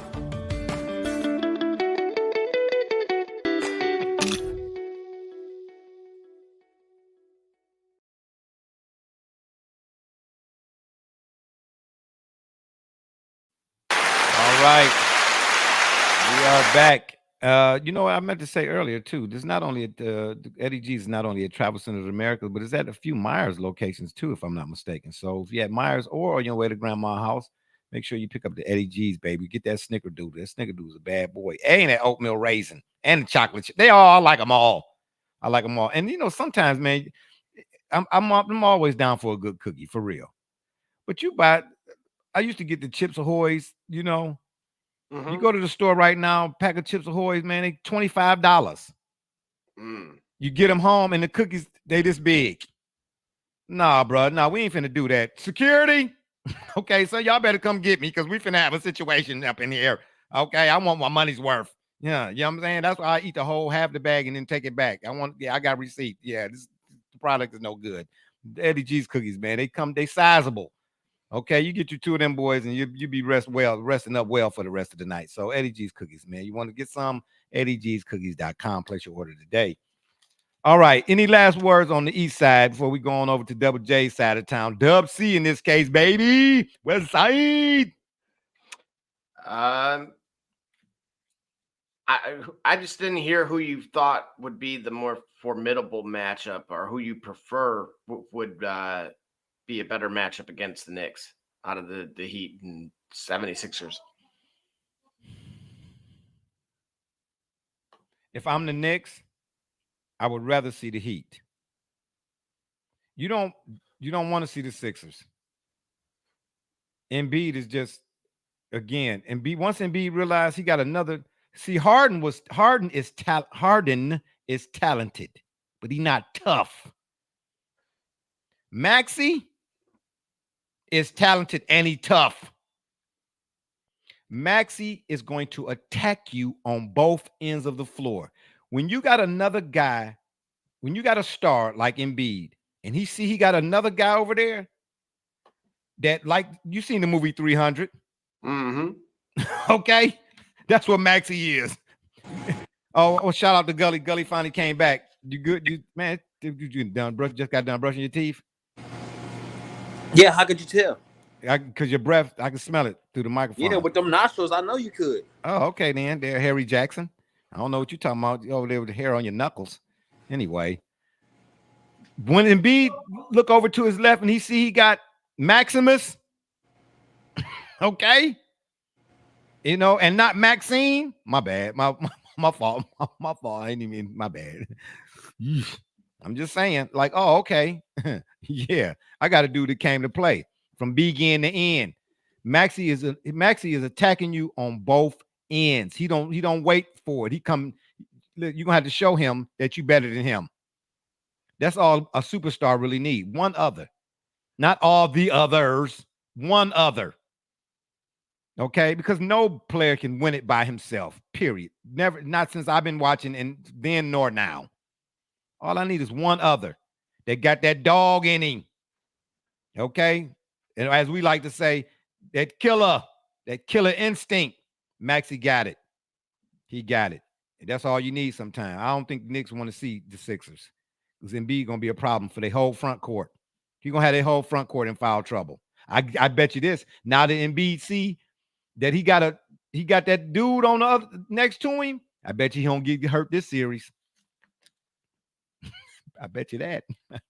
I'm just saying, yeah. So that would be the Knicks would rather see Miami. Then now don't get it twisted. He tough too now, you know. But and Bam, you know, he take care of business, but Embiid he just different at that position, you know, especially when you can. And I was just asking my sons this. I said, it's 30 teams in the NBA. Name me all the teams that have a big that you can throw the ball to in the post and they can go get their own, they can go to work. I'm not talking about overpaid or over, you know, garbage men, you know, cleanup guys, you know, guys who clean up the misses for all the shooters, you know, all the 3-point misses, you know, maybe get a putback or, you know, you got to drop him off one, you know, alley-oop. No, I'm talking about you can throw it in, let him go to work. How many teams have that guy?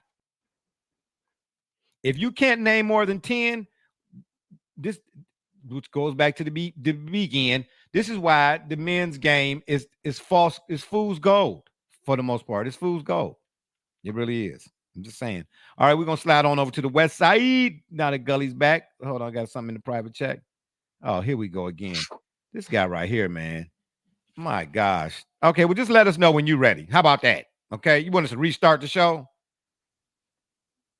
See what I mean? This is what I'm talking about. Anyway, Double J, that OKC, yeah, what they at? Yeah, okay, my bad. OKC on the number 1 side. What you think? Are they too young? You know, I was actually worried that a matchup against the Lakers would have been a bad matchup for them, only because when you look at the combination of Chet and SGA, as far as duos scoring throughout the last few years, they actually, the next closest duo was 400 points lower combined. But in the playoff series, right, this is where experience does come into effect. And we talked about free throw differential over the past few years. The game typically slows down.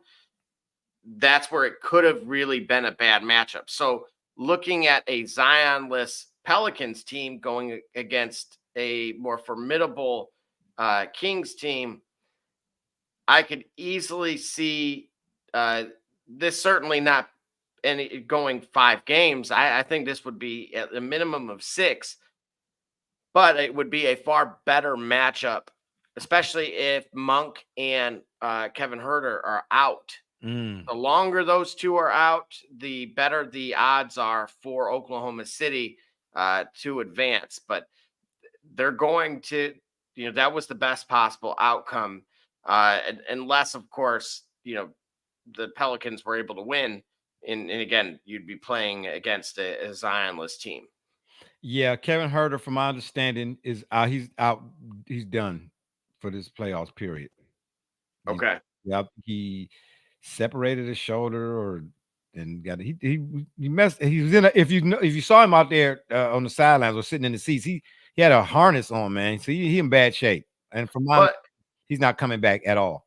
And you know, surprisingly, his backup yesterday went off. Yeah, he's really one of the difference makers. So yeah, but again, we're talking about a 7-game series versus, you know, being hot in a game at home. Yeah. You know, we hear more commonly with as it pertains to kind of youth or people kind of being thrown into those types of positions that those are the shots they make at home that they miss on the road. Yeah, you know what? I will say this. I don't think it'll be a sweep. Actually think it'll probably go about 6 games. If it goes 7, I won't be surprised. Yeah, I'm with you. Because you can see Mike Brown's imprint on the Kings. Oh, absolutely. I mean, look at they play. the personnel. I mean, a lot of those Warrior players, some of them came with them. And you know what? For whatever reason, Sabonis just cannot stay out of foul trouble. Did you see when he picked up that third in the first half, and he kind of was arguing it with his teammates? And I know the commentators had, mentioned it as well. It was that when your teammate looks at you like, bro, what are you talking about? Like, oh yeah, that was a bad foul. Yeah. I saw that. That was when he went over to what was that, Malik Monk? I believe so. Yeah. Yeah. I think that'll be an interesting series, but I think OKC wins that series too. SGA, but he's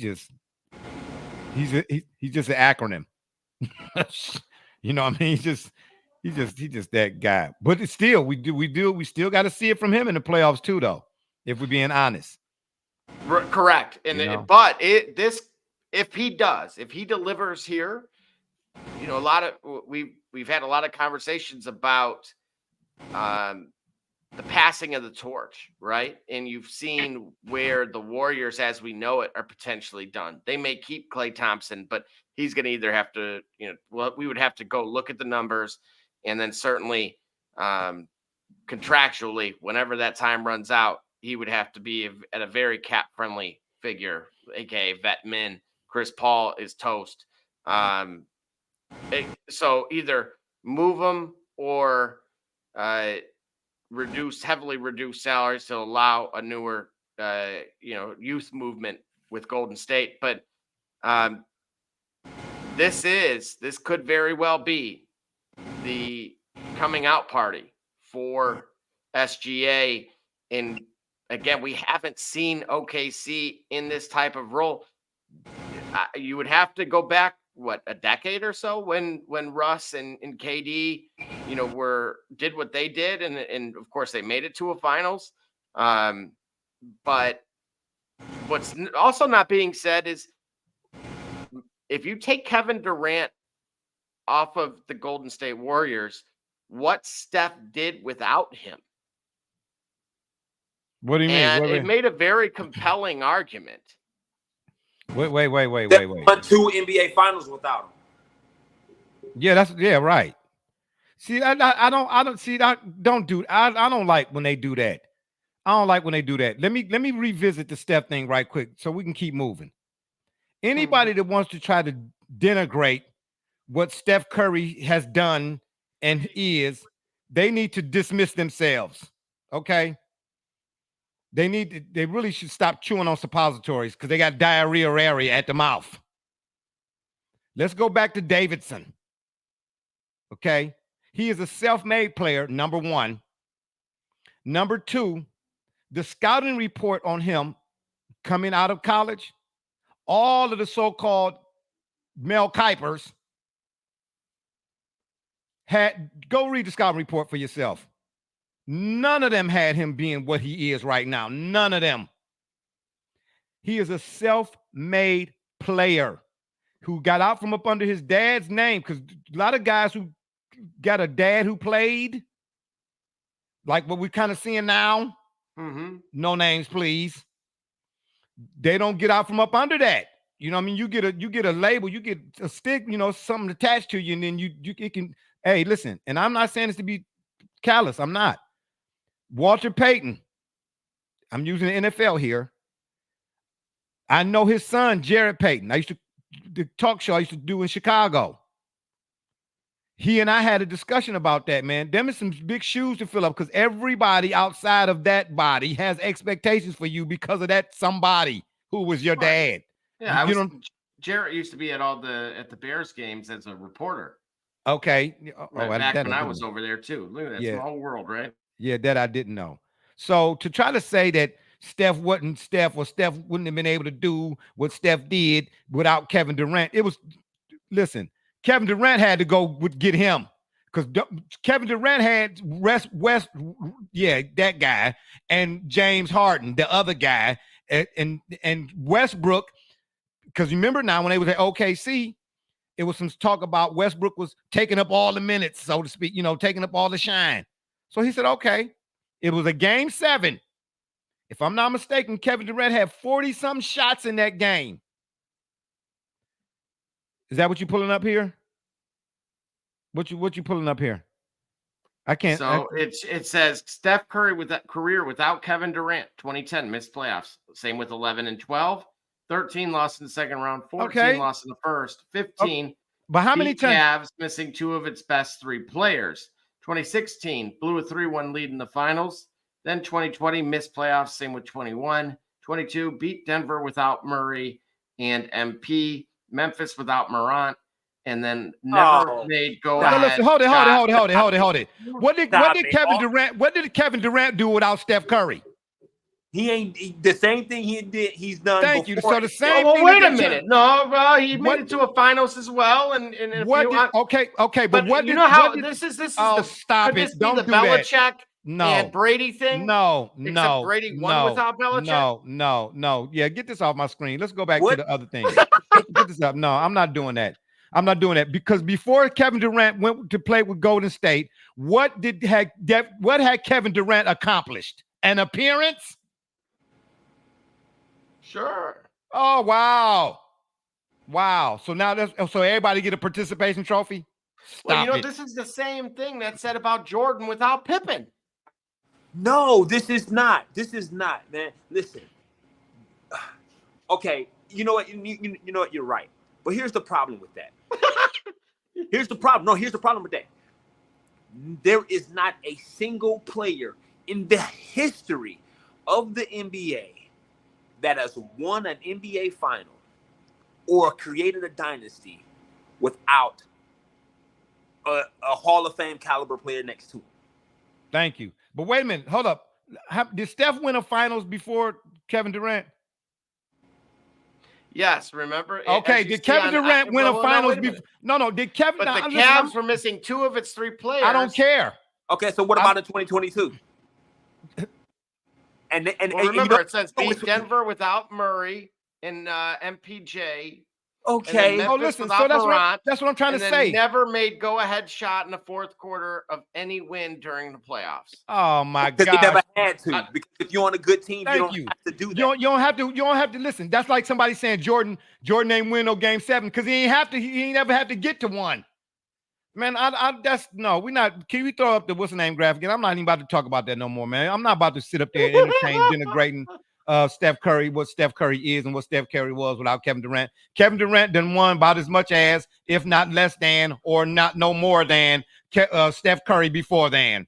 See what I'm saying? Okay, thank you. Let's get back to the playoffs. Man, stop it. I'm not about to leave that to the water cooler fans or fanboys or whatever it is. You know what I'm saying? All these people. I need overtime here, folks. Yeah, all these people that want to sit up here and talk about this guy is the first guy since the last guy to tie his shoe in less than 10 seconds. Like all these stats that they coming up with talking about guys are first, that wasn't even a thing back 7 minutes ago. And all of a sudden, he the first guy that got 25 and 5. Like, when did that become a thing? Stop it. Hey, how about the fact that dunks are now are seemingly to become a recordable stat? Like Giannis, I think, is the league leader in dunks. Like you should be if you're a center and you 7 feet. Miss Alvis giving us an update. She said Heat 76ers tied less than a minute ago. Oh, wow. Okay, no wonder you need to go in overtime, Double J.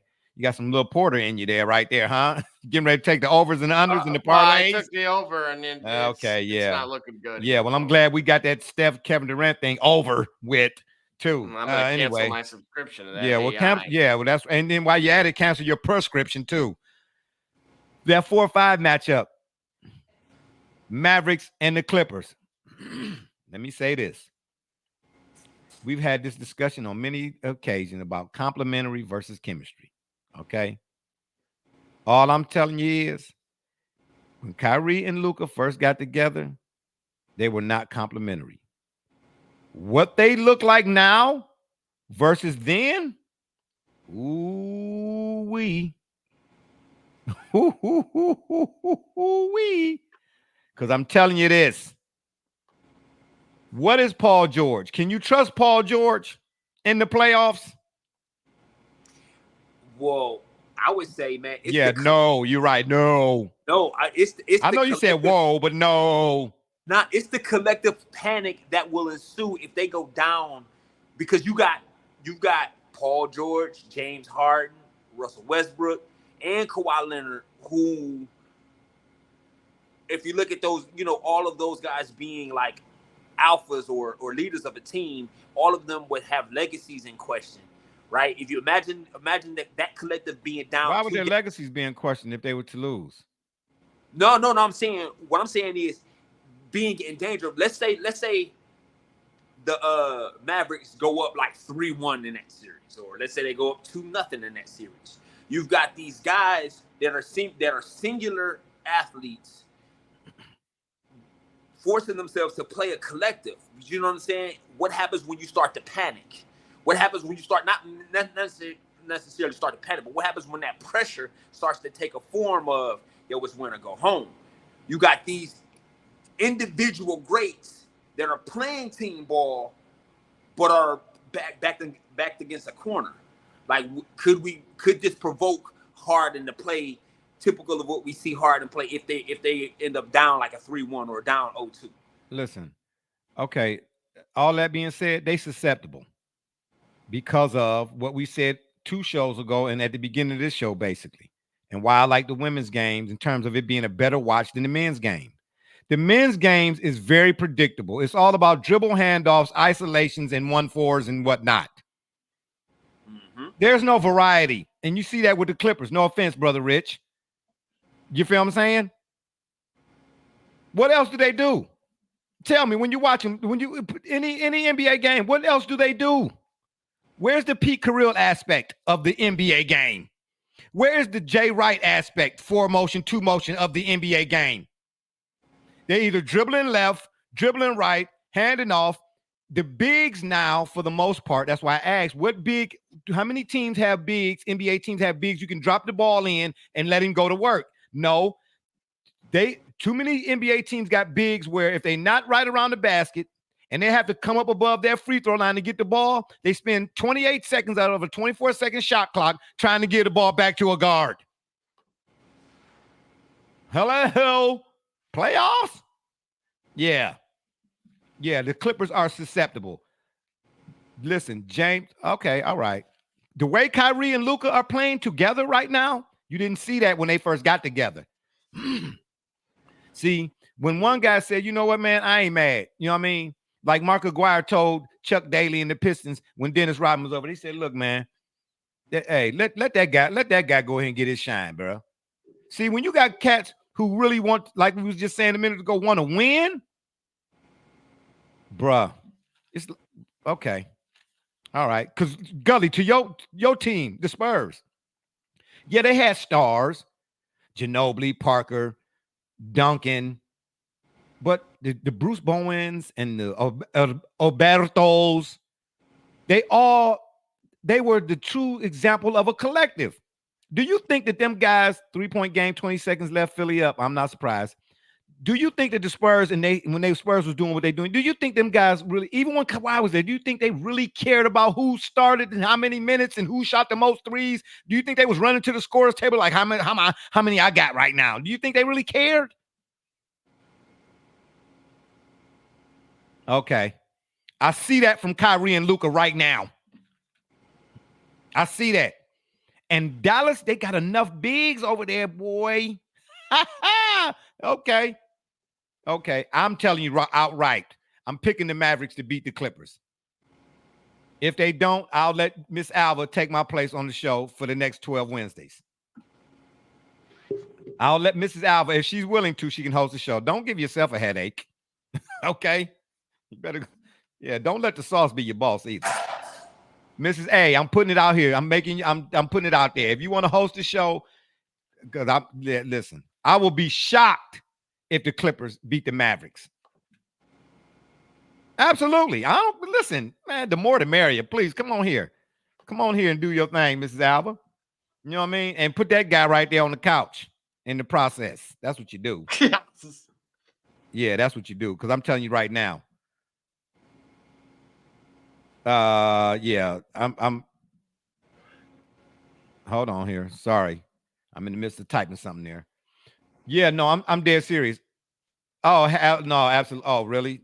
Really? That's you know what? Let me get that comment off the screen because we're not finna do that. Absolutely not. See, you just messed up. I still didn't get my package either. Yeah, I still didn't. Hey, let me say this right quick, man. I don't have my phone in here with me. Do you know I ordered a coffee mug from our store just so I could see what the process would be like in case, other people outside of us wanted to order or whatnot. I just wanted to see how it all goes, right? I'm tracking the package. They said it would be here by 7 today, and it's not. That's number one. Number two, I looked at the timeline of when I first ordered it, what stop it went to next, and so on and so forth. Do you know that my package was here in Cleveland on the 16th, but they sent it to Towanda, New York? Well, that's on the postal service. It's not on the I'm not saying it's on the vendor. I just said I didn't have my package yet. Who does it sound like I'm blaming? Well, it sounds like the postal service. I'm just saying. Yeah, welcome to the United States. Don't you work for the post office, sir? Yeah, but I don't make deliveries. You know what, Miss Alva? Yeah, I'll take that back. Yeah, no show appearances for you. That's it. Yeah, you messed that up. Yeah, well, you ain't got to worry about it. I already took you out of it. Yeah, I took you out of it to run it. That's okay. That's all right. I'll just get a chimpanzee from the zoo or something like that. Yeah, we only got a few more minutes before we got to get out of here. But yeah, I'm picking the Mavericks over the Clippers. As far as the Suns, Wolves, I got 2 words for you. Anthony Edwards. I don't know. Hey, we always say, what you mean you don't know what? What don't you know? He struggled against the Suns. Okay, he's not gonna do it now. He's not gonna do it now. And the Suns got their own struggles. They don't have no front court. I ain't worried about the Suns. Please. And Kevin Durant, his shoes too big. Toe on the line, baby. Toe on the line. Yeah, I'm not worried about it. Hey, I'll say this though. If Cat come back, it's gonna be interesting. Because towards that midway portion, and then towards the end season, well, before he went out, let me just say that. He had started playing with a little bit more nasty. I think Ant went in there because you got to be born with that what's in that chest cavity. I'm still saying that. But I think Ant went to him and said, look, man, either go hard or go home. If you I'm going. And if you ain't coming with me, then have a seat. Cat started playing with a little bit more nasty, bro. I'm just saying. But even with that, I still don't see, because D Book is about the only consistent over there right now. Kevin Durant got playoff experience, but he too timid, too fragile. You know what I mean? Just emotional for me. Somebody say something about him he don't like on social media, he getting back at it. Listen, what other people think or say about me ain't none of my business. I don't care. Whoop-de-doo. People gonna talk about you good or bad. They're gonna talk. Whoop-de-doo. Who cares? You know what I mean? I'm not gonna, well, what you had said was, nah, okay, Ann. I don't like you. Good. I don't want you to. Okay? That's why my circle is small, man. But anywho, I'm not gonna keep rambling and ranting. You know what I mean? Suns, Wolves, who y'all got? So we can get up out of here. I'm gonna go Suns on the upset. And you saying that's an upset based on the seeding, or upset Correct. Based on okay. All right. Gully, what about you? Who you got? Suns, Wolves?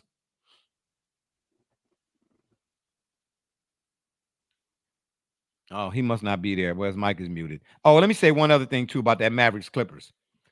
Double J, just like I do, and Gully, and anybody that's watching this program, shout out to everybody that support us, man. I'm telling you, if it wasn't for y'all, it wouldn't be no us. But y'all know, just like I do, that in any tournament,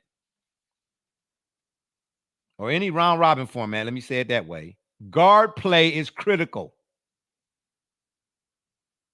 Who better than Kyrie in that series? Okay.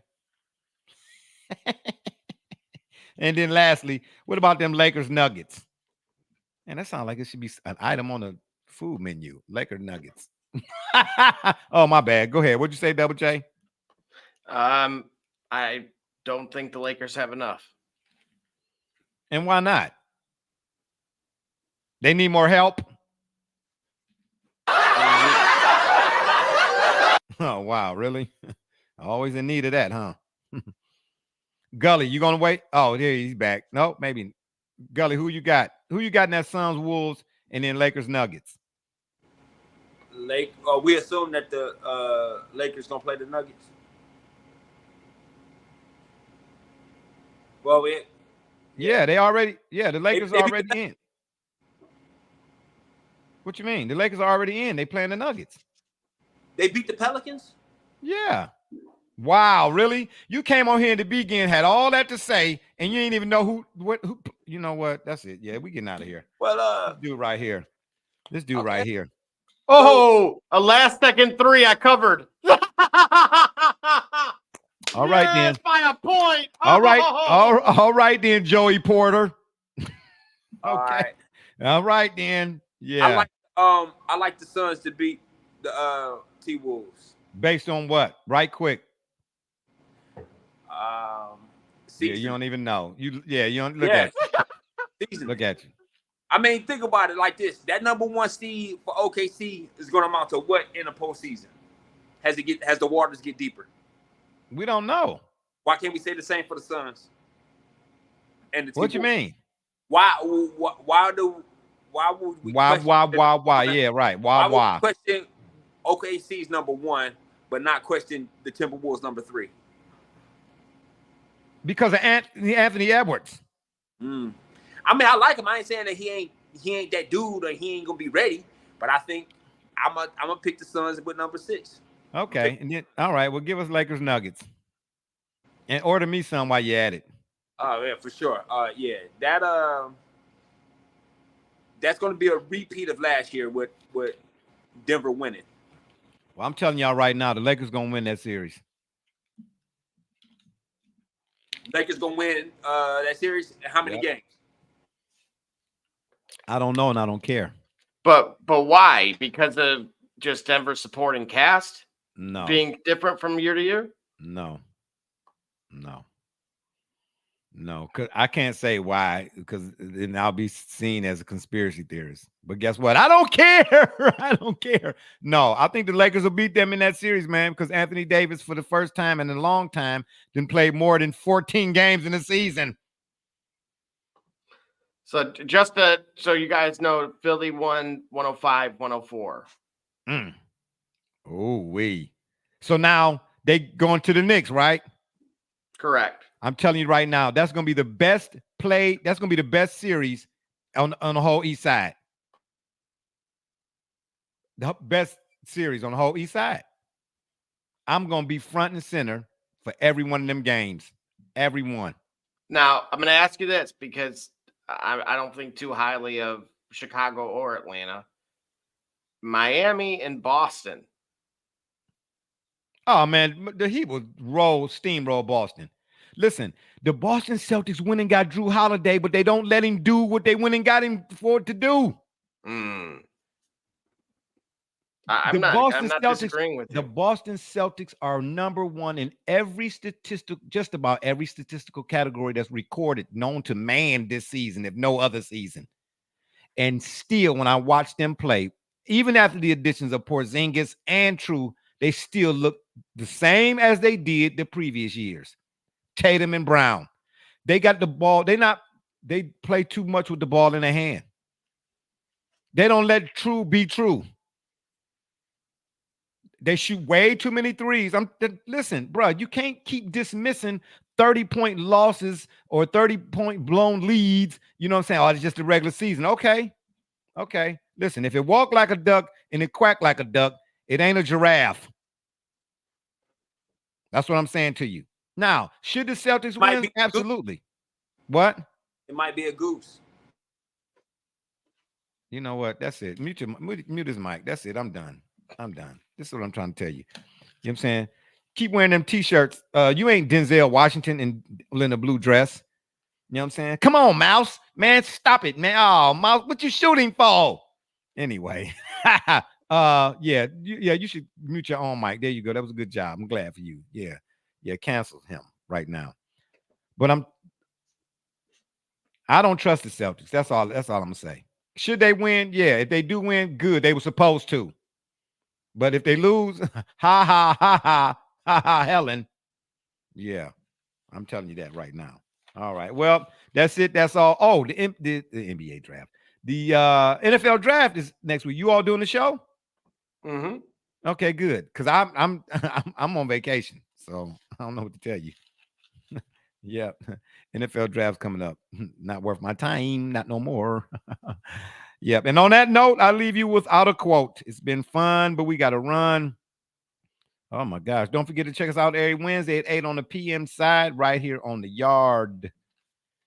Or y'all can check us out on Facebook, Twitter, Instagram, the shop's fan page, and of course YouTube. And make sure, please, when you're over at the tube, hit that subscribe button. We'd be much obliged. And if that don't work, y'all can Google it.